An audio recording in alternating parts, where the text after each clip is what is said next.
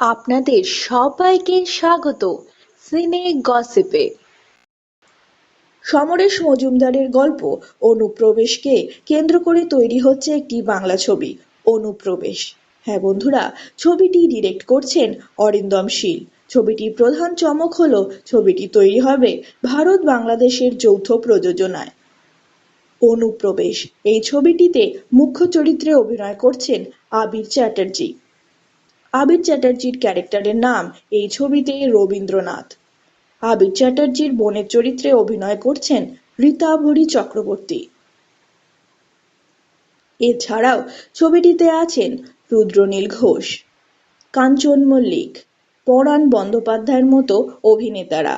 শোনা যাচ্ছে ছবিটিতে বাংলাদেশের একাধিক অভিনেত্রী কাজ করবেন। হ্যাঁ বন্ধুরা, এদের মধ্যে আছেন পরীমণি, নুসরত ইমরোজ তিশা, কুসুম শিকদার, ওপি করিমের মতো অভিনেত্রীরা।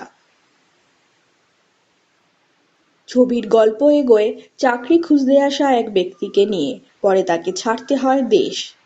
তার জীবনকে ঘিরে একাধিক চরিত্র আসতে থাকে। পরিচালকের মতে ছবিটি একটি রোড মুভি।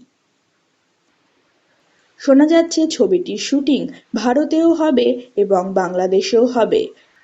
বাংলাদেশের ঢাকা, মিরপুর সহ একাধিক জায়গায় চলবে ছবিটির শুটিং। ছবিটিতে বিক্রম ঘোষের অসাধারণ মিউজিক শোনা যাবে। এছাড়াও রয়েছে বাংলাদেশের বহু শিল্পীর গানও। শোনা যাচ্ছে অরিন্দম শীলের ধনঞ্জয় ছবির মুক্তির পরেই শুরু হবে অনুপ্রবেশ বাংলা ছবিটির কাজ।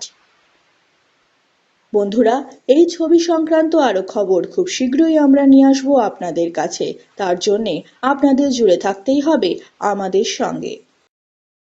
আমরা হলাম সিনে গসিপ। জুড়ে থাকুন আমাদের সঙ্গে, সাবস্ক্রাইব করুন আমাদের এই ইউটিউব চ্যানেলটি।